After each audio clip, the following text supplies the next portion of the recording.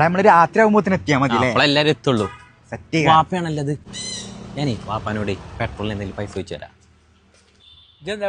ഞാനേ ഫ്രണ്ട്സിന്റെ കല്യാണത്തിനുമാണ്. എനിക്കൊരു 100 റുപ്യ എന്നാണ്. എല്ലാരും ഫ്രണ്ട്സ് ഒക്കെ ഉണ്ട്.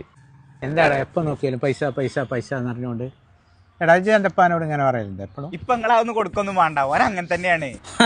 ജന്തു വിചാരിച്ചേ എന്റെ അപ്പ പൈസ തരൂലെന്നാ? ഇതിന്റെ അപ്പയാണ്, എനിക്ക് പൈസ തരൂ. ജന്തു വിചാരിച്ചേ എന്റെ അപ്പ പൈസ തരൂലെന്നാ? ഇതിന്റെ അപ്പയാണ്, എനിക്ക് പൈസ തരൂ. എന്റെ കൂടെ എന്റെ ഉപ്പ അങ്ങനെ ഉണ്ടെങ്കിൽ എത്ര അടിപൊളിയേനു. അങ്ങനെ രണ്ടാളും സന്തോഷായി എന്നോട് സംസാരിച്ചിട്ടില്ലെങ്കിലും വേണ്ടില്ലേനു. പിന്നെ ചീത്ത പറയണമെന്നുണ്ടെങ്കിൽ എനിക്കൊരു പ്രശ്നമല്ലേനു. ഇപ്പൊ ചീത്ത അറിയുമ്പോ ഞാൻ എത്ര കാലം സങ്കടപ്പെട്ടീനു. പക്ഷെ ഇപ്പൊ എന്റെ ഫ്രണ്ട്സിന്റെ പാരൊക്കെ എന്നെ കാണുമ്പോ ഞാനും എന്റെ ഉപ്പാനെ പോലെ തന്നെ കേട്ടോ സങ്കടപ്പെടണ്ടെന്നൊക്കെ പറയും. പക്ഷെ ഉപ്പാനെ പോലെയല്ലേ, ആവൂലല്ലോ.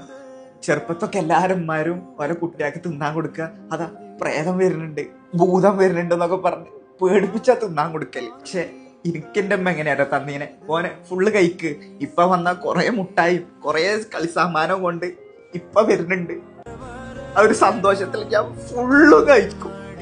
ലാസ്റ്റ് എല്ലാം കഴിഞ്ഞ് വരാണ്ടിരിക്കുമ്പോൾ എനിക്ക് മനസ്സിലാവുക എന്റെ പഞ്ഞ് എന്റെ ജീവിതത്തിലേ വരാൻ പോണില്ല എന്ന്.